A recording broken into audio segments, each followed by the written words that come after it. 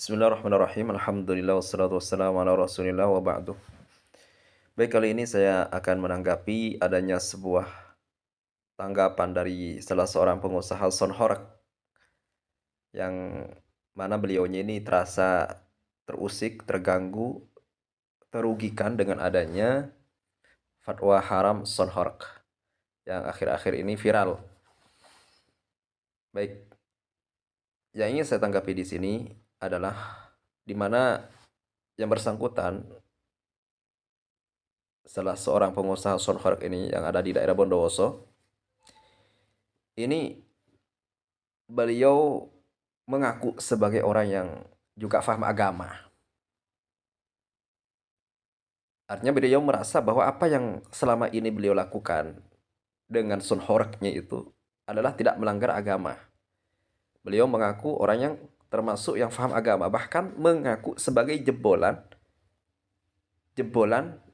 atau lulusan dari pondok pesantren tua, yaitu pondok pesantren Salafiyah Sukorejo yang sekarang di bawah asuhan Kiai Azaim Ibrahimi. Baik, kita ingin tahu apakah dan seperti apakah kapasitas, kualitas beliau yang mengaku sebagai jebolan ini. Apakah beliau ini faham agama atau tidak, atau hanya sebatas pengakuan saja? Baik, kita akan simak video berikut ini. Jadi di sini saya ingin mengoreksi dan ingin menampilkan kepada Anda, karena beliau tidak terima, seakan-akan tidak terima dengan adanya fatwa haram Sonhorak ini. Yang fatwa itu bukan asal-asalan, itu melalui kajian bahsul masail, melalui kajian dalam, pemahaman dan begitu dalam, kemudian baru dirumuskan, baru kemudian ditashih oleh beberapa musahih yang ada di situ. Jadi ini adalah sebuah hasil pembahasan masalah agama yang bukan asal-asalan, tapi melalui kajian dalam, pemikiran dan pemahaman yang jauh demi kemaslahatan umat. Yang kemudian ketika adanya fatwa haram itu digulirkan, terjadilah beberapa respon negatif dari para pegiat-pegiat, pengusaha-pengusaha dan para pecinta-pecinta Sonhorak ini. Termasuk diantaranya beliau ini, yang kemudian beliau mengaku termasuk yang faham agama, bahkan termasuk jebolan dari pondok pesantren Salafiyah Sukorejo. Kita akan simak seperti apakah beliau ini, kapasitas beliau yang mengaku berfaham agama dan mengaku sebagai jebolan pondok pesantren yang begitu banyak melahirkan ulama-ulama besar, khususnya yang ada di Jawa Timur ini. Baik, kita akan simak videonya. Haram ini kan bukan makhluk.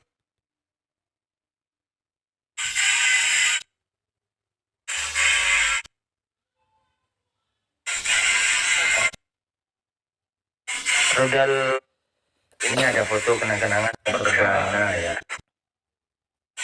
Assalamualaikum bos. Ya, waalaikumsalam. Gimana kabar nih? Alhamdulillah, kabar sehat walafiat. Kayaknya tadi agak galau nih. Katanya ada yang joknya digagalin. Alhamdulillah, jok itu ada yang gagal di daerah ini, daerah Gresik. Daerah Gresik ada yang gagal. Oh iya, terkait ini enggak imbas dari fatwa haram Sonhorak apa gimana ini enggak, Bang? Ya itu, dengan fatwa Sonhorak haram itu sehingga dampak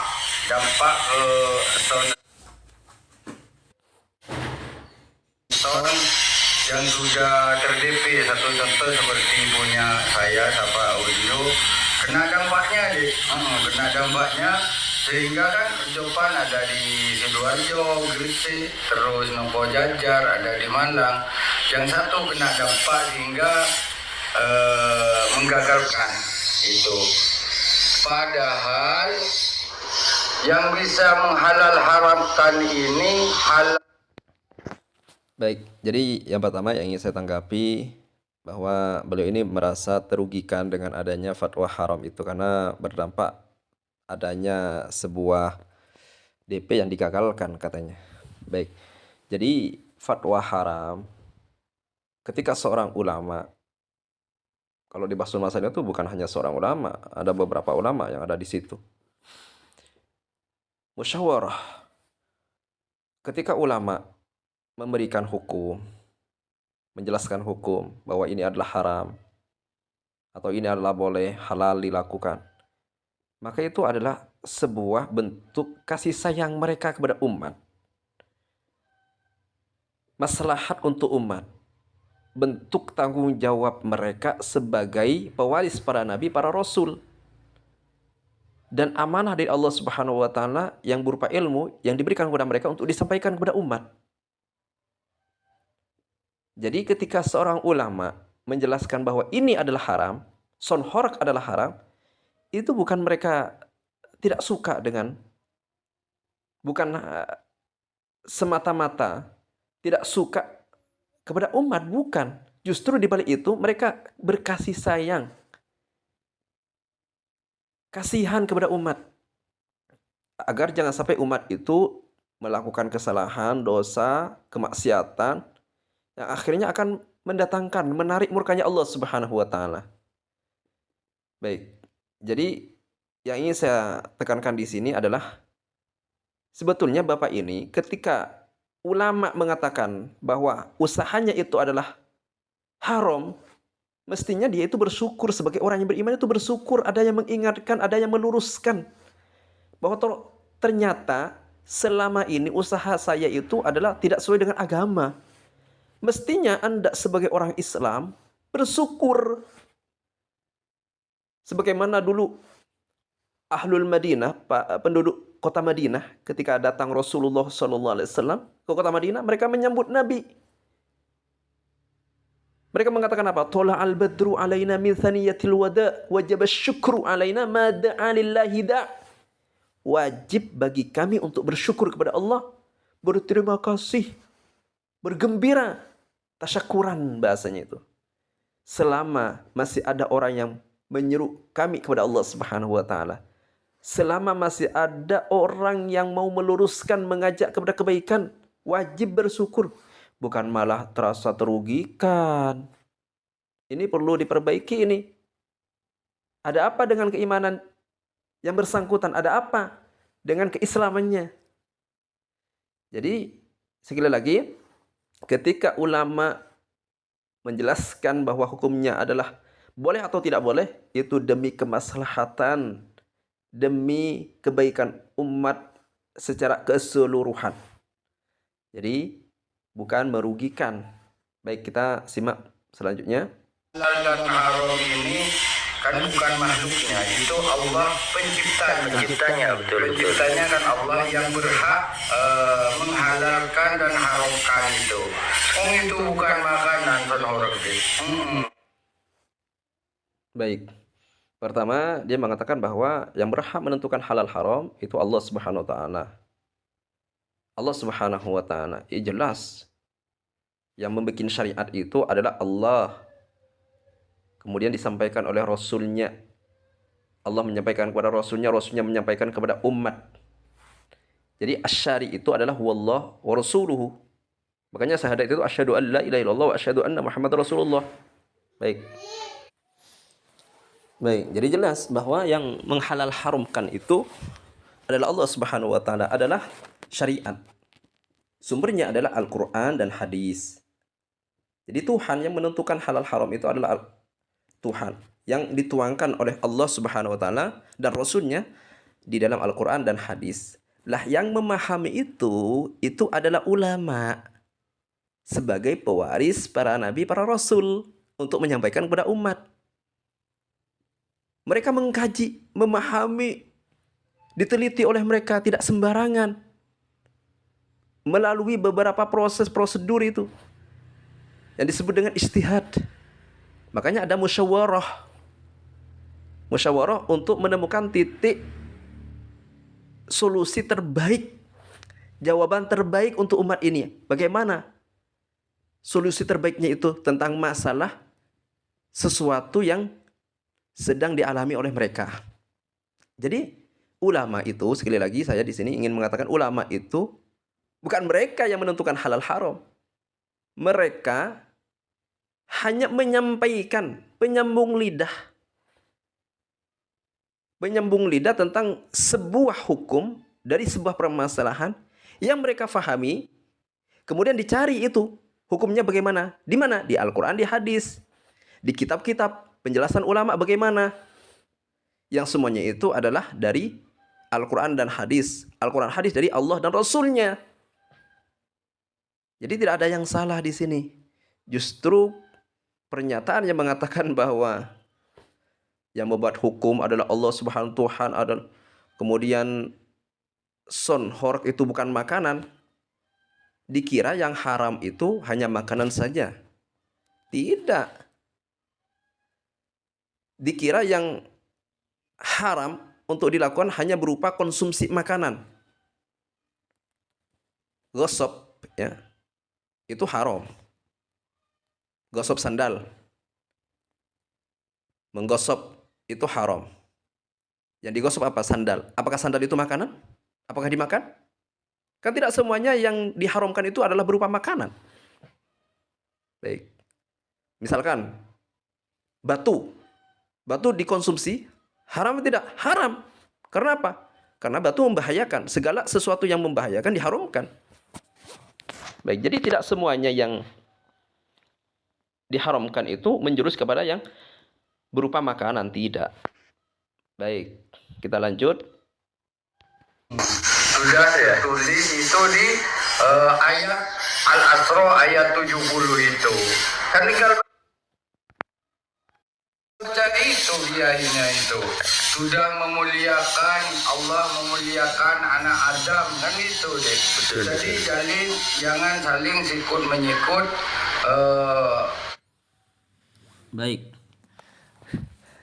Jadi di sini dia mengatakan bahwa yang bersangkutan ini mengatakan bahwa di surah Al-Asra katanya, gak ada yang namanya surah Al-Asra, itu gak ada. Apakah ini kualitas seorang yang mengaku sebagai jebolan Salafiyah, Syafi'iyah, Sukorejo? Gak ada di Al-Quran yang namanya surah Al-Asra, itu gak ada. Bukan Al-Asra, Al-Isra. Al-Isra. Al-Asra itu gak ada. Baik, ini kesalahan yang pertama. Kemudian, ya ini kan berdalil bahwa jadi bunyi ayatnya itu walaqad karramna bani Adam wa hamalnahum fil barri wal bahri wa razaqnahum minat thayyibat wa faddalnahum ala katsirin mimman khalaqna tafdila. Sebetulnya ayat ini enggak ada keterkaitan dengan masalah sonhork ini. Jadi bunyi ayatnya itu, sungguh kami telah muliakan anak turunan Adam, dan kami membawa mereka di daratan, di lautan, dan kami memberikan rezeki pada mereka yang baik-baik. Kami rezekikan kepada mereka yang baik-baik. Jadi tentang masalah para ulama memfatwakan bahwa sonhork itu adalah haram, sebetulnya nggak ada kaitannya dengan ayat ini. Nggak ada hubungannya dengan ayat ini. Nggak nyambung begitu ya. Jadi dia membaca sebuah dalil, tapi nggak nyambung. Di samping nggak nyambung, dia menyebutkan surahnya saja salah. Apakah ini seperti inikah kualitas orang yang mengaku sebagai jebolan, atau hanya numpang mandi saja di pondok pesantren Sukorejo itu? Mohon maaf ya, kita kan jangan hanya mengaku, tapi harus dilihat kualitasnya itu seperti apa. Apakah ia betul beliau kan mengaku sebagai yang faham juga tentang agama ini. Baik. Antara sesama kan harus memuliakan manusia sesama manusianya. Dan sudah tertulis di kitab yang nyata di Al-Quran itu. Oh, baik. Beliau ini merasa ketika ada ulama memfatwakan bahwa usaha beliau adalah haram, dikira ulama itu telah menghina beliau. Bukan. Justru ulama itu sayang memuliakan Anda. Baik. Jadi ketika Allah Subhanahu wa taala, ketika Allah mengirimkan para nabi, para rasul kepada umat yang telah melakukan kezaliman, kemaksiatan, kufur kepada Allah Subhanahu wa taala, ketika Allah mengirimkan para nabi, para rasul kepada mereka, bukan Allah membenci, bukan Allah tidak muliakan mereka. Justru Allah ketika mengirimkan para nabi, para rasul menjelaskan bahwa apa yang mereka lakukan ini adalah tidak benar, kezaliman, sebuah kekufuran kepada Allah Subhanahu wa taala.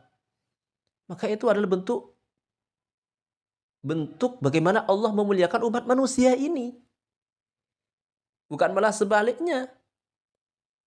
Misalkan ketika Allah mengirimkan Nabi Musa alaihissalam kepada Fir'aun, itu adalah bentuk sebetulnya kalau difahami dengan akal yang jernih, pikiran yang bersih, yang masih sehat. Justru Allah Subhanahu wa taala ingin memuliakan Fir'aun. Bukan malah merasa terhina, terpojokkan oleh dengan adanya para rasul itu, atau dengan dalam konteks ini dengan adanya fatwa haram ini. Justru ulama ingin memuliakan Anda, ingin menyelamatkan Anda karena mereka kasih sayang, begitu sayangnya kepada kita, sehingga bagaimana kita itu selamat dunia akhirat. Bukan hanya di dunia kita bahagia, tapi bagaimana yang terpenting itu adalah selamat, bahagia untuk selama-lamanya di akhirat. Baik, kita lanjut.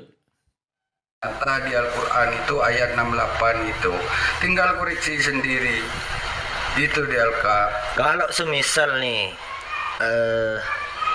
ada undangan mau duduk bareng antara ulama sama penyedia sound horeg, bersedia nggak Kak Bahol? Sangat bersedia sekali. Sedikit banyak saya juga santri. Saya pun masih jebolan Sukorejo. Alhamdulillah dengan sepuh saya itu masih diganyikan, masih belajar ngaji dari alif saja. Jadi jelas beliau mengaku bahwa beliau masih santri jebolan Sukorejo, tapi subhanallah, na'udzubillahi min dzalik. Beliau tanpa terasa melakukan hal-hal yang memang selama ini adalah sesuatu yang tidak sesuai dengan syariat.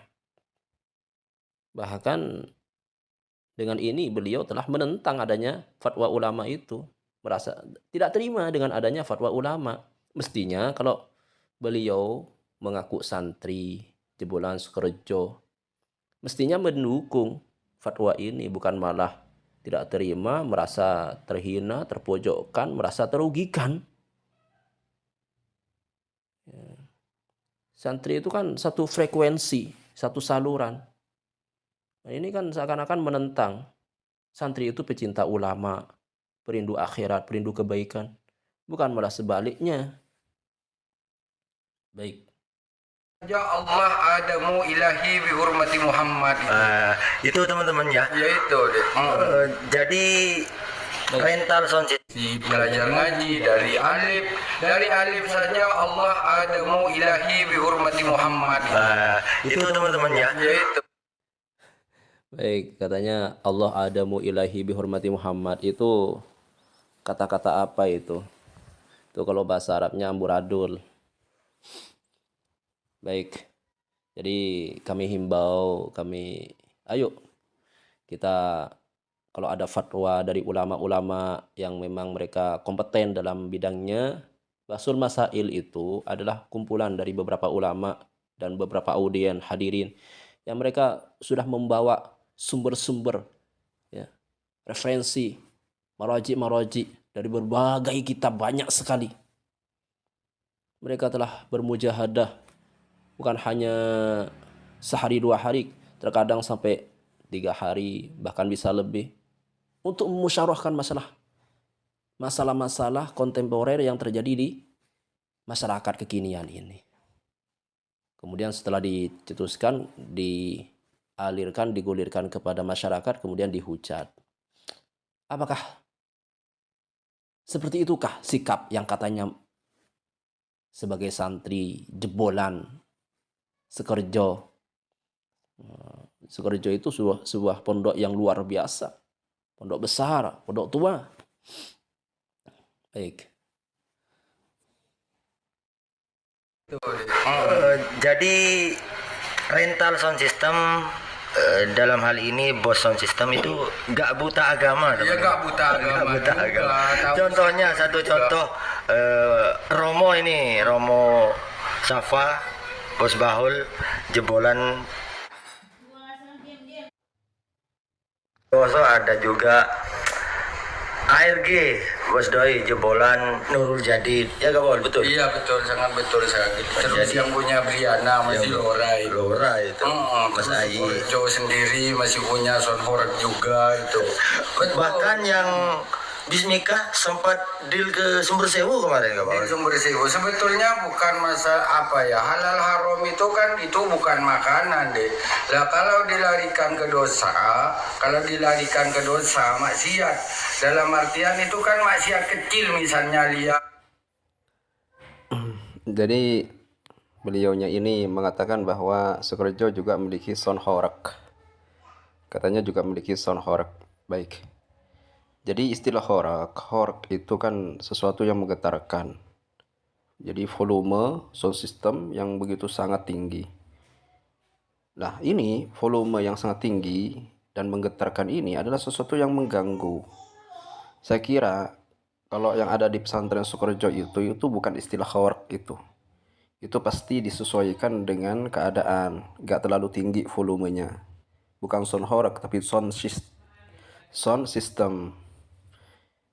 Sedangkan hukum haramnya ini adalah masalah sound horek, yaitu sound di mana ada volume yang tinggi dan menggetarkan. Ini yang diharamkan.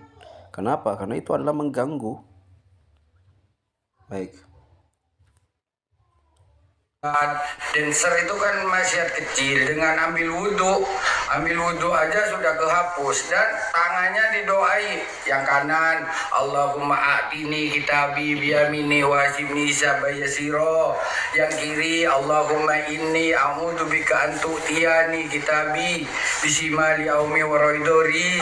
Yang kepala, Allahumma fukkar rokobati minan nar, dijauhkan dari api neraka.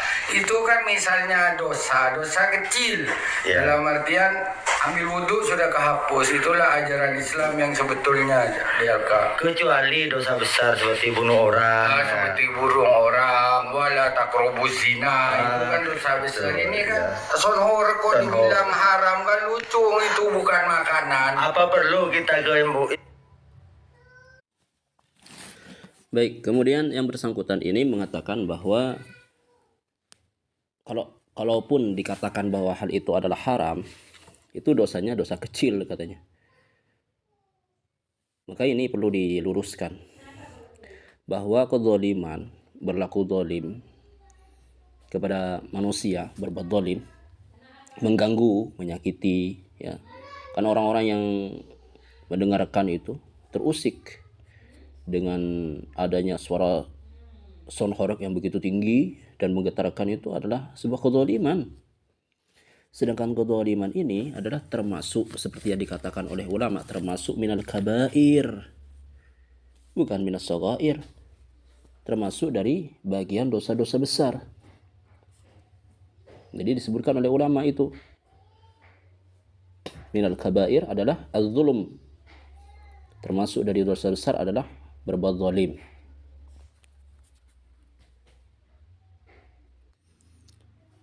Allah Subhanahu wa taala berfirman, "Wala tahsabannallaha ghafilan amma ya'maludz zalimun." Janganlah kalian itu menyangka bahwa Allah lupa terhadap apa yang dilakukan oleh orang-orang yang zalim. Innama yu'akhiruhum liyaumin tashkhasu fihi al-absar muhti'in muqni'i ru'usuhum la yartaddu ilaihim tarfuhum wa af'idatuhum hawa wa andzirin nasi yawma ya'tihimul 'adzab. Jadi berbuat zalim kepada manusia ini termasuk dari kezaliman. termasuk dari dosa besar. Kezaliman termasuk dari dosa besar. Baik. Kemudian yang bersangkutan ini menganggap atau kalaupun dianggap dosa kecil ya. Cuman jangan sampai kita itu menganggap remeh dengan dosa kecil itu. Jangan sampai menganggap sebagai cuman dosa kecil. Jadi andai kata bisa dibenarkan pernyataan beliau bahwa keharaman tersebut adalah dosa kecil, andai kata itu bisa dibenarkan. Cuman ini nggak bisa dibenarkan karena ulama telah mengatakan melalui firman Allah Subhanahu wa taala bahwa berlaku zalim itu adalah termasuk dosa besar. Sehingga perlu bertaubat dari kelakuannya ini. Kalaupun bisa dibenarkan perkataan beliau yang mengatakan bahwa hal itu adalah dosa kecil, cuman jangan meremehkan dengan dosa-dosa kecil itu, karena bisa saja Allah akan murka dengan dosa kecil yang kita kerjakan. Baik.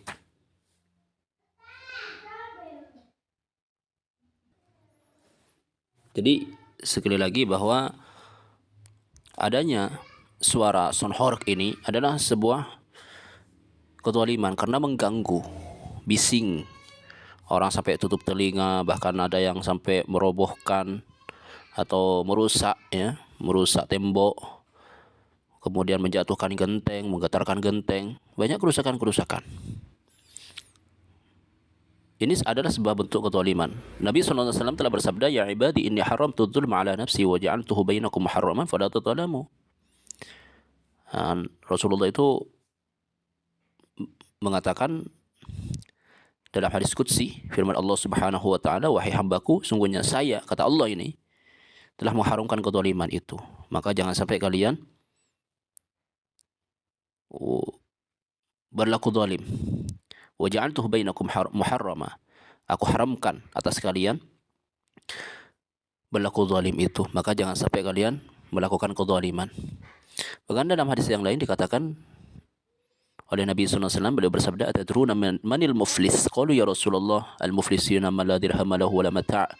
فقال إن المفلس من أمتي من يأتي يوم القيامة بصلاة وزكاة وصيام وحج فيأتي وقد شتم هذا وقذف هذا وأخذ من خطاياهم فطرح عليه ثم طرح في النار. Ini adalah hadis-hadis sahih semuanya yang mengatakan bahwa Nabi SAW berkata kepada para sahabat, "Tahukah kalian siapa orang yang merugi itu?"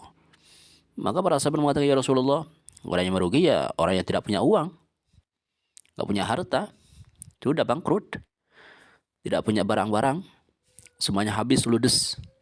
Maka kata Nabi, bukan itu orang yang bangkrut. Orang yang bangkrut itu nanti dari kalangan umatku orang yang datang pada hari kiamat dengan bawa solat, zakat, puasa, haji, bahkan haji dengan hasil biasa dengan hasil sonhoroknya bisa haji, bisa umrah misalkan. Akan tapi telah mengganggu ini, menyakiti ini, ya, menyakiti, berbuat zalim kepada orang ini, mengganggu ketenangan, berbuat bising, maka akhirnya apa? Kebaikan-kebaikan orang itu akan diberikan kepada orang yang dizalimi. Kemudian ketika sudah habis kebaikannya, keburukan orang yang dizalimi itu akan dilemparkan kepada orang yang berlaku zalim. Akhirnya hanya tinggal keburukan, akhirnya orang itu akan dilemparkan ke dalam neraka. Ini perlu diperhatikan. Baik. Saya siap ke MUI ambil label halal gitu. Kan kalau makanan ada label halal baru. Ya ada itu. Makanya kan ajaran Islam seperti babi. Nggak ada. Jadi orang ini katanya siap diskusi dengan ulama-ulama yang telah mengharamkan sonhork. Sekali lagi, hork itu adalah volume yang tinggi, menggetarkan, dan ini adalah sesuatu yang mengganggu. Apalagi di lingkungan masyarakat padat penduduk. Ini mengganggu. Apalagi di situ ada masjid, orang membaca Quran saja di masjid itu jangan sampai dikeraskan. Takut mengganggu orang yang sholat atau mengganggu orang yang ada di masjid itu sendiri. Ini baca Quran loh. Apalagi sonhorok disetel dengan DJ atau musik-musik yang di situ ada sesuatu yang diharamkan, menjurus kepada keharaman, syahwat dan semacamnya. Baik. Sudah tertulis di kitab yang nyata, di kitab mubin. Sudah tertulis itu di Al-Quran, kayak babi haram. Ini kan bukan makanan, sonor. Baik. Jadi beliau juga mengatakan apa, bahwa son horeg itu gak ada kejelasan dalam Al-Quran katanya. Ya memang gak ada Pak di dalam Al-Quran, hadis pun jangan di Al-Quran, di hadis pun gak ada itu. Diharamkan son horeg atas kalian, itu gak ada. Itu semuanya adalah istihad, hasil kesimpulan, kajian dari alim ulama. Sekali lagi alim ulama, para ulama yang mana mereka itu adalah warasatul anbiya. Dan Allah Subhanahu wa taala telah berfirman dalam Al-Qur'an itu, "Fas'alu ahlal dzikr in kuntum la ta'lamun." Kalau kalian tidak tahu, bertanya kepada orang yang tahu, para alim ulama itu. Kalau ulama sudah menjelaskan dengan dalil, ya, kita terima, jangan malah menghujat, sok menantang, ya, sok lebih faham. Nauzubillah min dzalik, bukan itu tipikal khas seorang santri. Seorang santri itu adalah mereka yang mencari kebenaran, bukan mencari popularitas, bukan mencari dunia. Kebenaran ditinggalkan demi dunia. Itu untuk kedepannya ini terlepas dari halal haramnya sudah dijabarkan sama Bos Bahul tadi. Safa sendiri mau upgrade armada nggak Bahul? Sementara sekarang. Baik, jadi cukup begini saja tanggapan dari saya, dan mohon maaf saya pakai suara karena ini yang bisa saya lakukan karena kesehatan juga tidak mendukung. Baik, semoga apa penjelasan ini bisa dimengerti, bisa bermanfaat dan bisa difahami dengan baik, dan semoga Allah Subhanahu wa taala memberikan kepada kita petunjuk, hidayah, istiqomah dalam kebenaran, dan dijauhkan dari fitnah-fitnah, ya. Sekarang akhir zaman yang mana sebuah kebenaran dianggap salah, yang salah dianggap benar. Satu yang mestinya dianggap sebuah kemaksiatan dianggap sebuah kebenaran yang dicari-cari pun sudah salah, masih dicari-cari kebenarannya. Baik, dan semoga Allah Subhanahu wa taala terus menumbuhkan dalam hati kita kecintaan kepada ulama, kecintaan pada orang-orang yang bergelut dengan agama ini, orang-orang yang soleh. Karena kalau kita ingin bagaimana keturunan kita, keluarga kita, minimal cucu, ya, keturunan kita menjadi orang-orang yang alim, orang-orang yang soleh, cintai kepada mereka, mencintai ulama, mencintai orang-orang yang soleh. Ini adalah sebuah hukum, sebuah kaidah kalau kita ingin bagaimana keluarga kita, keturunan kita ada yang menjadi orang-orang yang soleh, orang-orang yang alim, maka bagaimana kita mencintai mereka, bukan malah menghujat dan sok menantang atau tidak menerima, bahkan merasa dirugikan oleh ulama. Baik, demikian wallahu a'lam bissawab.